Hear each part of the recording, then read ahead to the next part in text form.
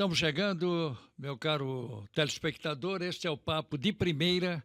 Estamos trazendo um destacado profissional na sua área e, claro, que conhecedor profundo de futebol, e classifico ele como o melhor meia-esquerda da suburbana de todos os tempos.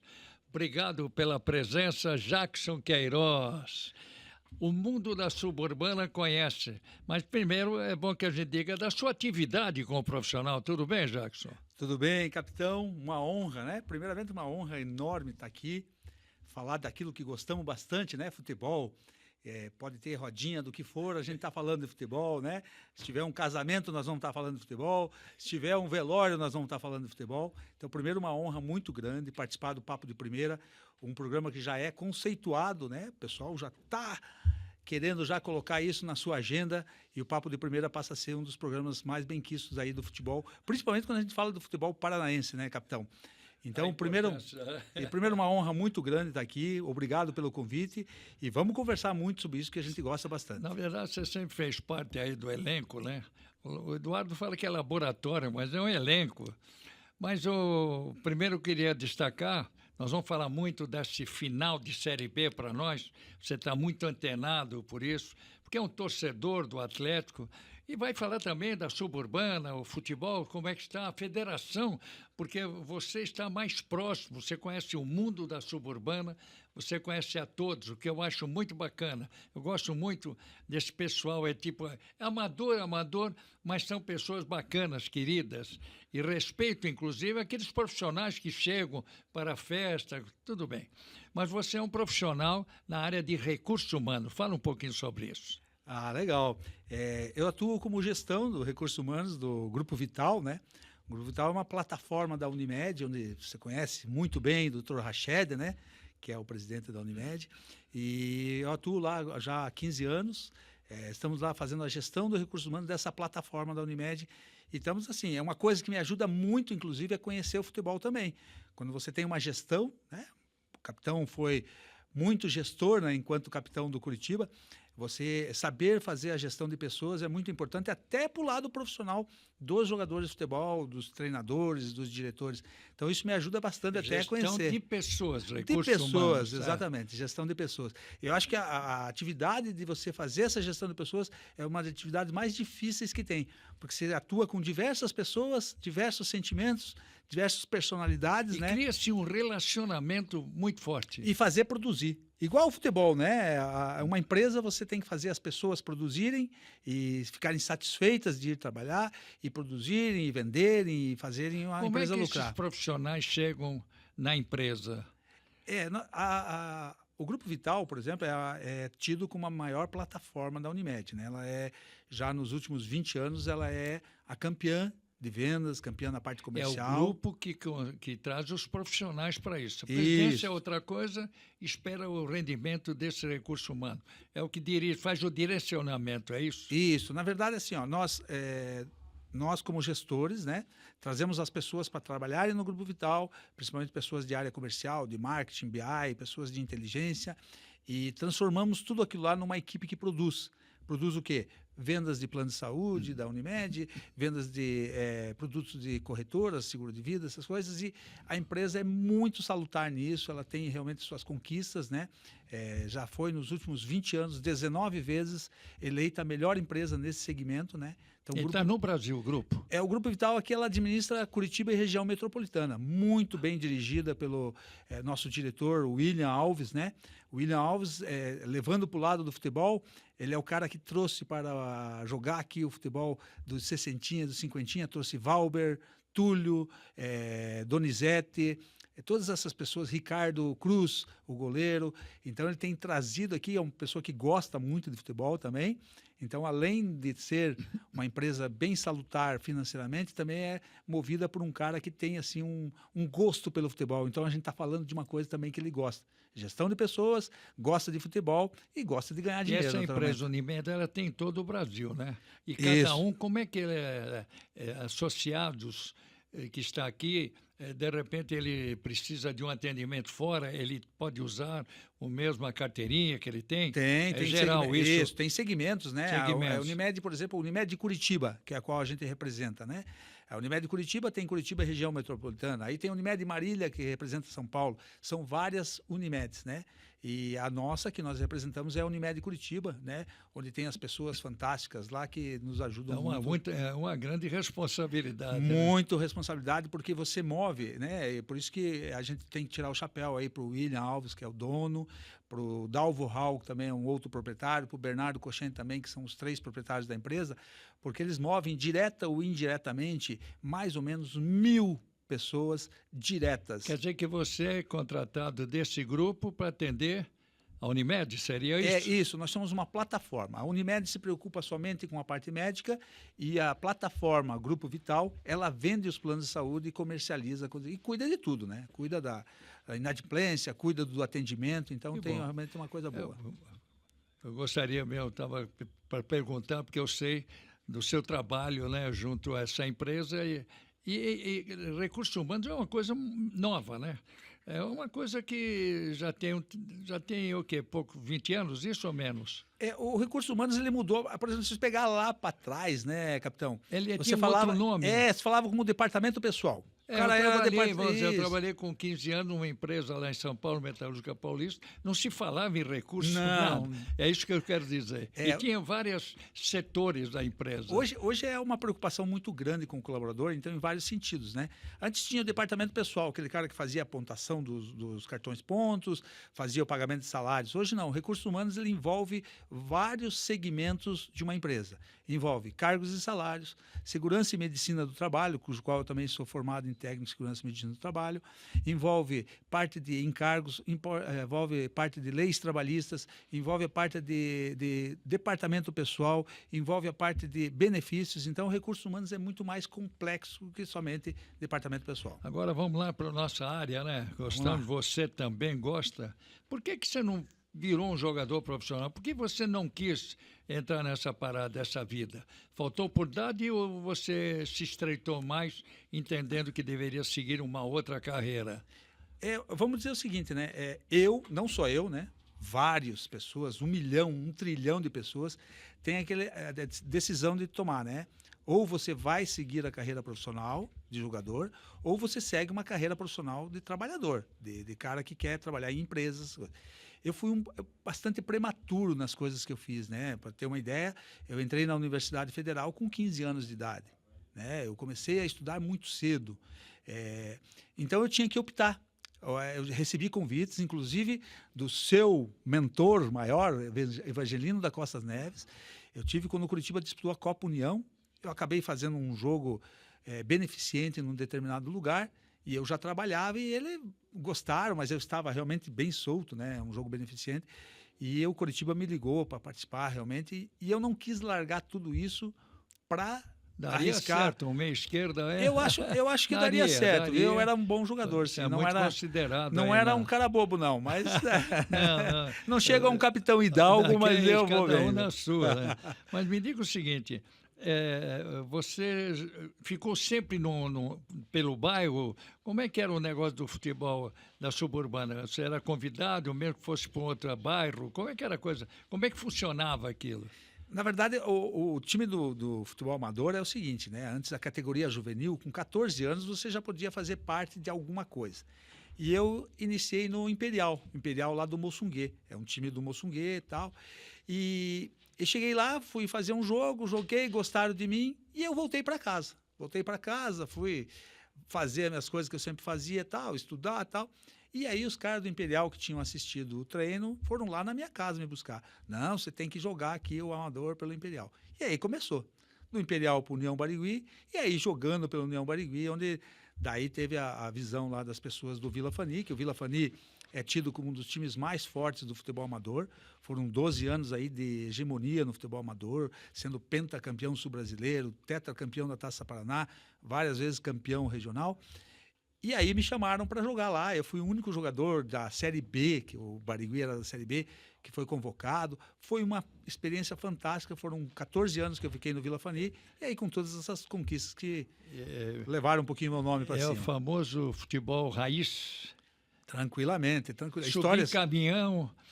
Uma taça na mão. Futebol de várzea, todas essas histórias que a gente vê muito em folclores, dos caras entrar armado dentro do vestiário, de você apanhar, de sair com o ônibus quebrado, das pessoas invadirem, tirarem. A gente teve a oportunidade de jogar com muitas pessoas que depois tiveram uma carreira brilhante, né? Como o Roberto Costa, seleção brasileira, a Gralac, que depois foi para o Corinthians e para a França. Nasceram tudo ali. Tudo ali.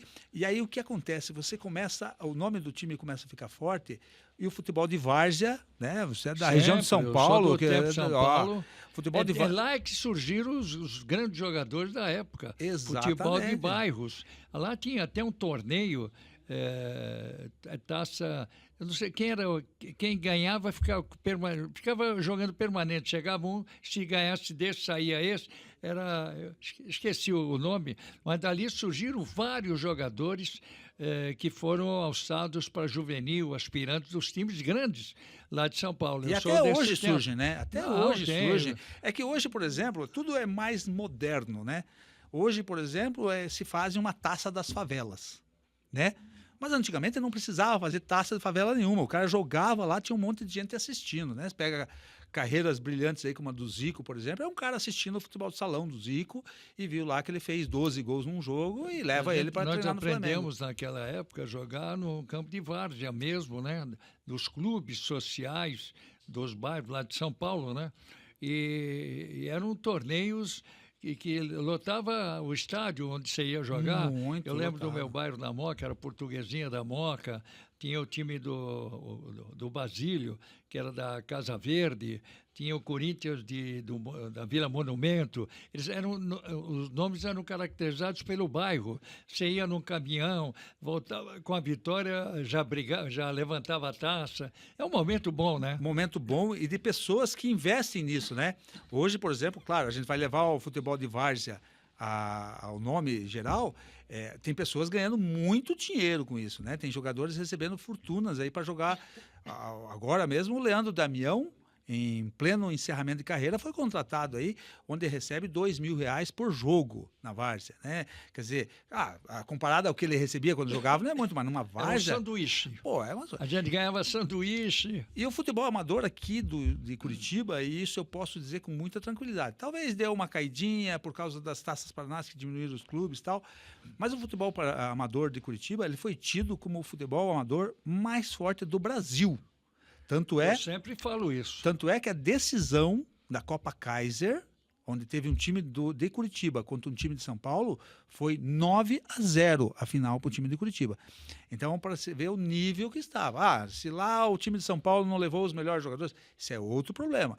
Mas o futebol amador de Curitiba sempre é houve fortíssimo. apoio de bairros, né? Sempre. E de pessoas que empresas gostam. de bairro que estão ligadas a esses clubes, né? Pessoas que gostam, né? Lá em Santa Felicidade é mais ou menos assim, né? Agora, por exemplo, a Estival Alimentos, né? Que está patrocinando o Trieste, ela acaba de fazer o mesmo contrato que ela fez com o Trieste com o Iguaçu de Santa Felicidade. Os dois, né? Os dois. Então, que guerra, hein? Existe um patrimônio enorme em Santa Felicidade, onde, né, o Atlético Paranaense e o Flamengo são pessoas que recebem jogadores desses times. Até hoje, né? E a estrutura desses clubes realmente é muito forte, é uma estrutura de time grande, tem muitos clubes profissionais que não têm a estrutura que tem esses dois times. E falando de suburbana, eu conheço essa história de suburbana, muitos que participam do futebol profissional são contrários àquilo que está determinado em estatuto, há muitos e muitos anos e ninguém mexe, porque eu não sei se não há reciprocidade de apoio, a perda de apoio que tem-se essa suburbana com a federação. Falo da nossa federação paranaense, que sempre apoiou o futebol suburbana e dá-se, pelo menos, um pensamento que fica ausente a um trato melhor aos times profissionais e, claro que fazendo menção é quando tem uma eleição, o voto de título brasileiro que tem o Curitiba, do Atlético, vale a mesma coisa que uma liga de Antonina e tal. Essa é a reclamação que eu escuto. Todas as vezes que tem eleição, Claro que é determinado o voto a sempre aquele que dá atenção à suburbana. Como é que isso daí vai continuar? Não dava para fazer, eu não sei qual é que é os ditames da correspondência sobre isso, de quem está dirigindo, que sabe que se tirar a mão da suburbana, ele já não vai ganhar a presidência. E a suburbana, definitivamente, é quem apoia a suburbana e por isso que passa a ser presidente da federação. Eu quero fazer entender, porque, em certa forma, atrapalha um pouco o profissional, porque, às vezes, o presidente não sabe dividir isso. Então, quero chegar à pergunta agora. O atual presidente da federação, que é filho do Hélio Cury, você me disse há bem pouco que ele está fazendo já um bom trabalho. Me explica isso, por favor. Vamos levando para esse lado aí da votação primeiro, né? Primeiro, sem citar competência, sem citar quem é bom, quem é ruim, se perpetuou o mandato da federação, né? Nós pegar o Hélio Cury assumiu após o impeachment de Leonardo Neves Moura, se perpetuou, nós estamos falando de muitos anos atrás, torno de 20 anos. E vai se perpetuar o Hélio Cury Filho, vai se perpetuar, não existe assim a possibilidade. Eu, assim, durante a minha vivência, né, você sabe muito bem que o meu Você filho... participou tudo Isso, nisso, meu né? filho Caio é jogador de futebol profissional e ele teve em alguns clubes do interior do Paraná, como Prudentópolis, Rio Branco. Então eu viajava muito para assistir ele e eu tenho um costume de gostar das pessoas, de dirigente, de conviver com essas pessoas. Certo. Então, converso muito com eles. Primeiro, existia antes uma prostituição dos presidentes, né, desses clubes profissionais. Aqui em Prudentópolis a gente vai pôr aqui uma telha mais forte no estádio, mas o voto teu tem que ser meu. Ok? Imagine se isso acontece no profissional, imagine no amador, onde os caras precisam de um bar, os caras precisam de uma camisa, alambrado, né? O cara precisa de bola, o cara precisa de chuteira para os meninos. Chega a época de eleição, a federação apoia todos eles. Isso, mas sem citar a competência. Primeiro a gente tem que colocar na cabeça que vai se eu perpetuar. Quero encaminhar para isso. Vai se perpetuar. Pode até perpetuar desde que a gente sinta que nós estamos sendo reconhecidos. Exatamente, capitão. Exatamente. É isso que nós queremos. Agora, com a entrada, o Hélio Cury, boa pessoa, gosto muito, é meu amigo particular, fez o seu trabalho na federação, mas acho que o filho dele, o Hélio Cury, está fazendo um trabalho muito melhor. Muito melhor. Mais acessível. Muito acessível aos times, muito mais consegue administrar os conflitos. Agora mesmo já fechou a transmissão do ano que vem do futebol. Os campeonatos da segunda e terceira divisão eu acompanho muito, né, por causa do Patriotas, onde o Caio joga. É muito bem assistido, as transmissões, os estádios são bons. A cidade vivencia isso. Nós tivemos em Prudentópolis recentemente 1.600 pessoas. 1.600 não é muito. Para a cidade de Prudentópolis, no estádio Newton Agiberti, é bastante pessoa. Então, assim, a cidade se move em relação a isso. Paranaguá, o que Paranaguá gosta de futebol. Então, o Hélio Cury Filho, nesse ponto, está muito à frente do Hélio pai. Tudo bem que o Hélio pai ainda continua, tem lá seus benefícios da CBF, é um dos presidentes, né, que chamam-se vice-presidentes da CBF, mas assim, o Hélio Cury ele tem olhado com muito carinho. A Taça Paraná de futebol amador, no tempo que eu jogava, por exemplo, onde o Vila Fani foi campeão, nós tínhamos 92 participantes. As últimas Taças Paraná tinha 6, 7 participantes. E ainda, assim, meio... 92 do Estado. 92 do Estado do Paraná. Eram campeões dos municípios e de ligas, né? Então, se fazia várias chaves, aí passava 2 até afunilar, onde daí o Vila Fani decidiu com Loanda, né? Um campeonato fantástico, assim. Então, hoje não. Hoje tem... atualmente tem um pouco mais, mas, por exemplo, anos anteriores tinha 6, 7 times. E aí o clube, fomos campeão da Taça Paraná. Não tem o mesmo significado. Não tem, porque não está todos os campeões de ligas, não está todos os campeões municipais. Então o Hélio Cury Filho está resgatando isso. resgatando o futebol, resgatando os patrocínios, resgatando organização. Hoje a Federação Paranaense, ela consegue trazer um calendário anual para muitos clubes. O Patriotas, por exemplo, do Caio, tinha calendário para o ano inteiro. Quando que você imagina um time ter calendário para o ano inteiro? Eles fazem 2, 3 meses de campeonato e tem que dispensar todos os meninos. Isso é desse futebol brasileiro. Isso. Né? Então, quer dizer que todos jogam permanentemente. Isso. Por exemplo, assim, o que leva alguns clubes com jogadores de qualidade, lógico, a fazer contratos mais duradouros. O jogador consegue ter mais tranquilidade para render. Né? Os contratos hoje que os clubes fazem são normalmente de 1 ano. Se pegasse os tempos anteriores, fazia de 3, 4 meses. Como é que o jogador chega na suburbana? São ex-profissionais? A maioria é não isso. tem só ex-profissionais, tá? Tem aqueles criados mesmo que jogam já. Agora, por exemplo, o Iguaçu de Santa Felicidade, né, montando seu time para a Taça Paraná, e eu conheço muito de lá, ele está trazendo jogadores em atividade. Trouxe lá o Eduardo Copete, que era jogador do Nacional de Rolândia, trouxe lá o Milton Doó, que era jogador do Laranja Mecânica, jogadores com 27, 28 anos. Né? É fortalecido. Por quê? Porque o jogador, dependendo do time que joga no interior, ele prefere muito mais ter lá sua terça, quinta e sábado comprometido, né? Mas ganhando a mesma coisa que ele ganharia se jogasse nesse time do interior, onde os times às vezes nem fazem o pagamento. Esses rapazes aí, eles ganham por jogo, por treinamento, como é que é? A maioria dos jogadores tem um contrato, primeiro leva uma luvazinha ali, né? Vamos imaginar uma média aí de um jogador mais ou menos da suburbana. Pega uma luva de R$2.000 e ganha R$800 por partida. Joga 4 partidas no mês, R$3.200. Ótimo. O cara só treinando terça e quinta. E gosta do que faz, né? Muito mais do que se trabalhar registrado aí, ou viajar, ficar longe da família. E existe isonomia em todos os clubes? O reparto financeiro existe ou tem que depender sempre do associado, daquele que gosta do time? Também tem isso. A isonomia pode ser vista de 2 formas. Primeiro, né, tem jogadores que ganham mais, outros ganham menos. E quanto à distribuição, sempre tem um abnegado. Sempre tem uma pessoa que gosta muito do futebol, sem esperar retorno. Foi assim no Vila Fani, né? Não, foi em times profissionais em todo o Todos, Brasil. Que tinha um presidente. Eles sempre têm uma empresa por trás. Isso aí. Isso, ele sempre tem uma empresa. Por exemplo, pega o Trieste das suas grandes conquistas da década de 80, né? Quem estava por trás? Hamilton Simeone, que nada mais é que o dono do Materiais Santa Cândida, né? Dono do frigorífico lá em São Paulo. Infelizmente, o seu Hamilton acabou falecendo num avião. Num avião, desastre. Mas ele era um empresário.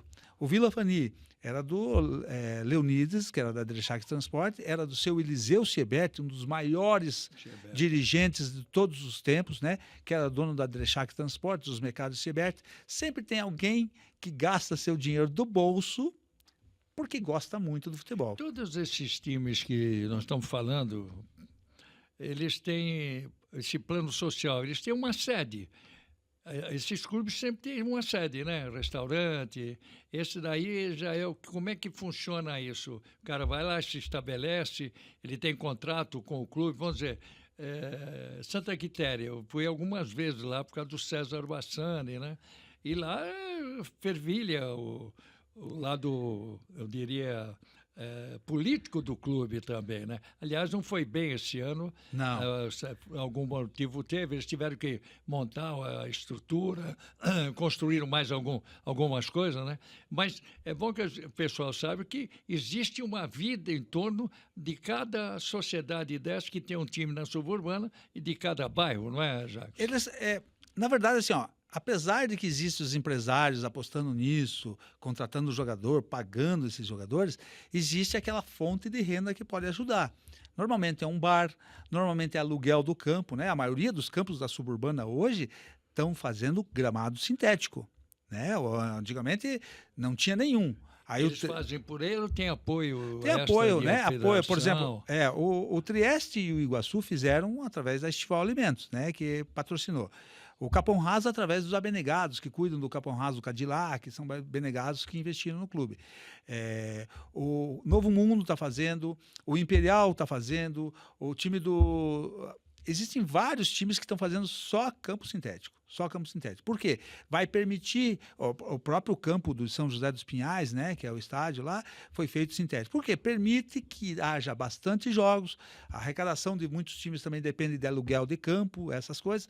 Quando se aluga um campo, você também tem a movimentação do bar, que normalmente são de pessoas abnegadas do clube, que fazem mais rendimentos. Então, tudo isso transforma. Tem gente, a parte que é dono do estádio, do campo, ou o próprio clube já tem o estádio? Não, o normalmente. Gramado lá, tudo.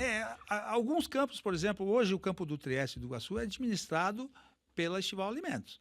O campo do Vila Fani, por exemplo, ele é um campo. Essa verba é para ajudar o clube no. Vamos dizer o seguinte: fechou um contrato lá com o Iguaçu, onde ele vai deixar o Iguaçu disputando o seu campeonato, e eu pago uma verba lá de R$50 mil por mês pelo lugar. Eu transformo o lugar numa fonte de renda, num lugar onde eu posso ter campo sintético, onde eu posso ter escolinhas, onde eu posso ter bares movimentando, e ele transforma aquilo. Ele já garante ao time do Iguaçu uma renda mensal, garante que ele vai jogar o seu futebol com o time amador e time juvenil, mas daí ele tem os rendimentos que ele vai tirar. Por exemplo, hoje o Iguaçu, ele apesar de parecer ser o dono do campo, ele não é o dono do campo. É o Estival Alimentos. Aí, por exemplo, os treinamentos do Iguaçu são terças e quintas. Tem que acabar religiosamente 9h30. Por quê? Porque esse campo já vai ser alugado para que o time ganhe dinheiro, para que as pessoas que investiram ganhem dinheiro. Então, eles têm que fazer o dinheiro para. Isso, faz rodar, faz girar tudo. E claro, tem uns campos, por exemplo, que nem o do Vila Fani, que também tem a intenção de transformar sintético, não é do Vila Fani. Ele é um campo, ali é do governo, da prefeitura, na verdade, né? E ele tem algumas restrições, ele tem que ter alguns eventos sociais, ele não pode ter, agora teve um processo lá que não pode ter movimentações de samba superlotado, tem algumas regras que tem que obedecer, senão perde o direito sobre o campo. Porque esses clubes, eles não pagam IPTU, né? Existe uma lei, então eles têm alguns benefícios que é isso. Daí, alguns benefícios foram dados, mas desde que eles cumpram o seu papel. Né? O Vila Fani teve próximo de perder o gramado, tal, por causa da reclamação da vizinhança, por causa que eles faziam sambas lá, ganhavam muito dinheiro, mas o bairro se tornou realmente numa promiscuidade, né? Mas agora não, agora está seguindo o caminho, fez já uma parceria, o Campo do Pilarzinho, por exemplo, sintético, fez uma parceria com o Eto lá, que é um empresário, o Campo do Fani agora. Precisa sempre ter tem alguém que queira gastar dinheiro. De apoio. Eu estou conversando aqui com Jackson Queiroz. Deixou de ser um grande profissional, meia esquerda, que não tem mais no país, para ficar ali jogando a sua bolinha grande, né? Na Suburbana, e conta para nós aspectos que eu sempre quis conhecer detalhes. Ele convive, porque joga futebol, amigo de todo mundo da Suburbana, e tem um palavreado fácil, mas daqui um pouquinho nós vamos falar do quê? Vamos falar do Atlético, que é o time do coração dele. Esse Atlético aí que está... Nós já vamos falar do Atlético, mas só queria fazer uma última pergunta nesse aspecto aí. Teve algum time da Suburbana que parou a sua... não deu mais continuidade? Um grande nome aí, que parou. Tem vários times, né? Tem vários times. Tem vários times. Por algum problema assim? A maioria foram pela modernidade, onde os campos, os gramados, né, se transformaram em condomínios, né? Pego 2 exemplos clássicos, né?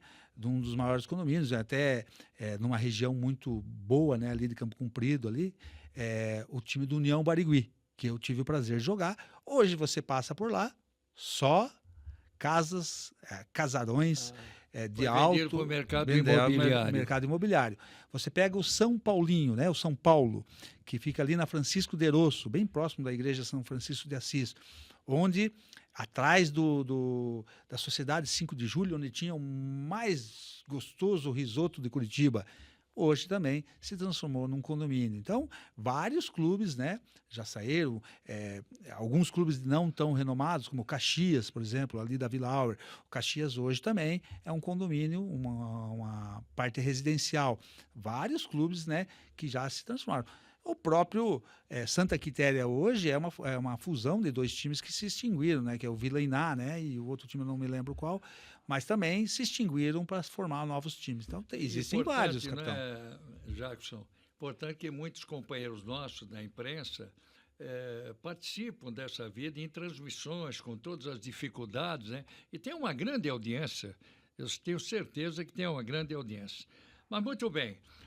Claro que o Jackson também veio aqui para falar de assunto porque ele foi comentarista ao nosso lado na Rádio Cidade, com tantos outros profissionais, e eu notava nele o conhecimento nessa área e muito empolgado com as coisas do futebol, e um cara sério, que até ponto ele queria saber o que era esse estudo da CBF, e você foi fazer lá no Rio de Janeiro, pagou lá o estudo para conseguir caríssimo, o diploma. Caríssimo. É isso que eu ia falar. Caríssimo.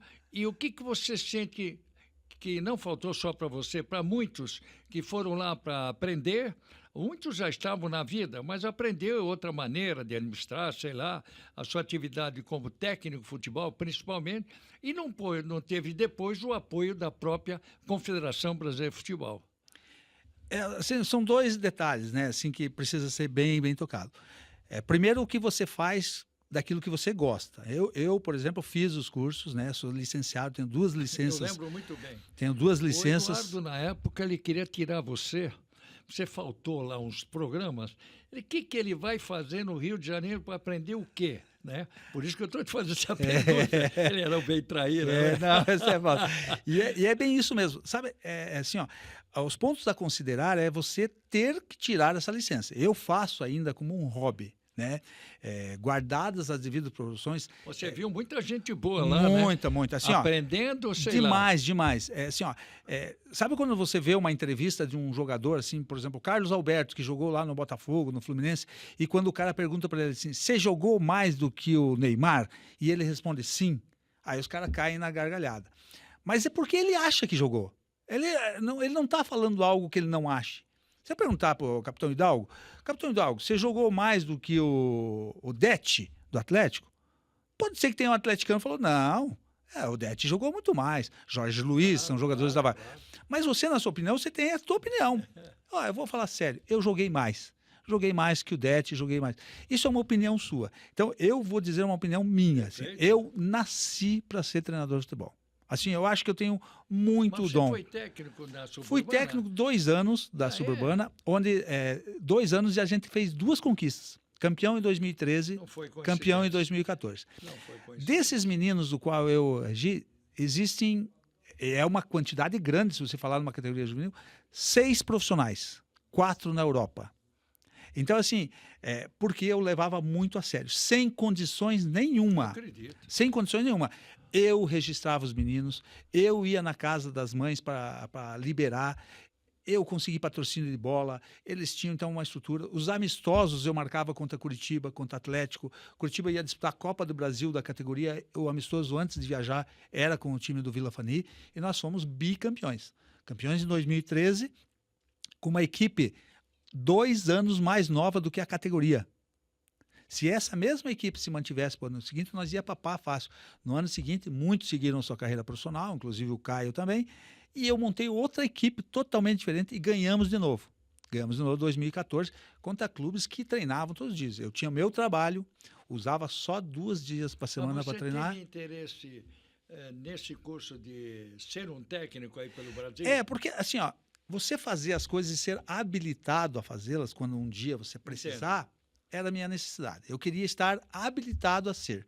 Se eu ia ser, eu não. Eu tenho minha profissão. Dentro, isso, eu tenho minha profissão, tenho tudo. E lá, teoricamente, isso não é uma crítica, isso é uma realidade, porque eu vivenciei tudo isso. Lá você não aprende muita coisa.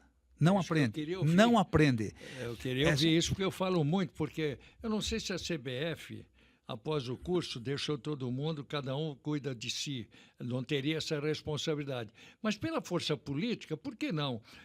Alguém selecionar 10, 15 profissionais que eles viram no curso com condições de ligar para o Nordeste, principalmente, e dizer que o profissional foi tem grande orientação sobre o curso e que eu gostaria de vê-lo em algum time aí do Norte e Nordeste, para fazer, então, seria o segmento daquilo que se aprendeu na escola. É claro que a teoria é uma coisa e prática é outra, que vai depender de jogador. Mas deveria dar mais um suporte. Eu sempre critiquei isso. A CBF tem a escola, porque tem um curso muito caro, e tem muitos que não aproveitaram e estão sem clube, e tem uns que tentaram buscar isso, e não tem a força que a CBF poderia dar, porque politicamente ela tem essa força perante todos os clubes do Brasil. Mas nesse curso, capitão, é assim, ó, você habilitar pessoas a ser treinador é uma coisa. Você capacitá-los é totalmente diferente. Você não capacita um cara. Você pode pegar eu para correr contra o Usain Bolt. Você pode me treinar e o Usain Bolt pode ficar sem treinar 10 anos. Eu não vou ganhar uma corrida dele. Eu não estou... Não adianta você me treinar que eu não tenho o dom de ganhar. Existem muitas pessoas que fazem o curso, não têm o dom para fazer o curso. Eu tive... Mas teve gente que não era do Isso, não, teve pessoas, só para ter uma ideia, teve pessoas que faltavam nas aulas do curso que eram presenciais, porque assim, ó, você faz, o curso no total ele demora 1 ano, no mínimo. Porque você faz uma parte hoje, que é a parte didática, que demora uns 4 meses, você faz a parte presencial, que são 10 dias em um determinado local, eu fiz em Recife, fiz lá junto ao Sport Recife, eu fiz em Minas Gerais, né? Então, presenciei Atlético Mineiro, essas coisas. Você gostou do curso? Gosto tudo, mas assim, ó... O relacionamento foi bacana, você viu muitos astros lá, isso, né? é isso que eu quero dizer. Por exemplo, nesse curso de Minas Gerais, ok? Eu aprendi muito mais, e aqui não eu não gosto muito de criticar, mas eu sou um cara assim, aprendi muito mais ao lado do Borges, do Alec Gol, do indicador de performance na lista de desempenho do América Mineiro, do Michael, que é um jogador que veio lá da Europa. Aprendi muito mais com eles nas resenhas, porque eu sou um cara muito curioso. Então, ao invés de ficar lá, agora vamos descansar. Não, vamos conversar. Quero ver como que o América Mineiro jogou, tal. Vamos ver isso. Então, eu estudava muito isso. Quer dizer, a didática era uma outra. Aqueles caras que estão te ensinando lá pelo curso, eles não estão preparados para ser Nem professores. isso. Você aprende muito mais com isso. Eu posso dizer com bastante tranquilidade. Você está numa roda de conversa com o Borges, em São Paulo, com o Alec Gol, que jogou no Curitiba, no Vasco da Gama, em vários times. Você aprende muito mais pela prática. E aí, por exemplo, assim, uma calamidade pública, né? O último curso, teve uma parte que era treinamento de Excel. Para treinador de futebol, treinar Excel, uma coisa que eu, por exemplo, domino muito. Cara, não paguei uma fortuna para treinar Excel aqui. Eu quero saber de tática. Você acha que não tem nenhuma chance da CBF poder um dia colaborar com esses alunos, no caso? Não, se for desse modo atual, não. Porque assim, a CBF Academy, que é quem ministra os cursos, para mim, assim, até que me provem em contrário, é apenas um caça-níquel. Ele tira dinheiro, é muito caro o curso.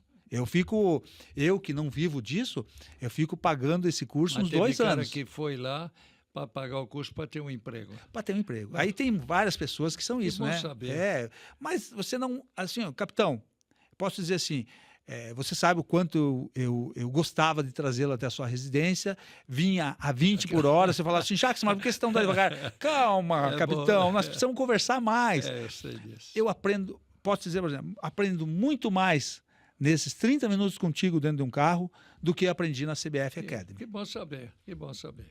Bem, meus amigos, nós estamos a caminho, né? A caminho do nosso papo. Aliás, brilhante, viu? Parabéns. Você continua firme que não quer fazer o contrato com a gente, não quer. Mas vamos falar para finalizar. Sobe ou não sobe? Você vai perguntar quem? Os dois, me diga. Não, Curitiba já subiu, né? Curitiba já subiu. O Curitiba, se fizer esforço para não subir, sobe. Ele sobe. Claro, teve alguns atrapalhos. Esse pontinho 61... Essa ansiedade é natural, porque né? Eu estava falando de manhã lá no outro programa com o Eduardo, e essa 36ª rodada vai explicar quem tem que ir, tem que ficar, que aí não tem mais chance. O Atlético pega uma vantagem muito grande, porque o Atlético fez uma vitória contra o Goiás, que era... Acho essa isso, divisor de águas. E agora pega 3 times em condições mais fáceis. Não é que o jogo é fácil, né? E o pronunciamento do Odair? Sensacional. O treinador é isso, pessoas. Não foi igual do Leão e do Oswaldo Oliveira. Dois infelizes, né? Dois infelizes. Mas o Odair, ele foi muito inteligente, acabou um jogo importantíssimo, ganhar do Goiás naquela altura, né? E transformou esse jogo numa loucura. Agora, comparado ao Abel Ferreira, 90 minutos é muito tempo, Abel Ferreira virou o jogo. Odair, com seu discurso, não quero falar de tática, quero que a torcida qual enche o melhor caldeirão. time do Atlético para esse jogo? Fala, só. Ah, sem dúvida nenhuma, né? Santos no gol, Benevides, Terans, o Arthur Dias, e aí vai jogar o Léo Derek, né? Porque o Esquivel tá machucado, escalando né? o time, hein? Já sei que ele O ataque... tá assim com o Odair. O ataque de Viveiros Mendonça e Julimar, né? Numa boa, né? No meio, Patrick, Zapelli e Filipinho. Os amigos da imprensa tá aqui. Cidadão que conhece futebol e do Atlético, então, já escalou o time para ganhar do Volta Redonda. Curitiba.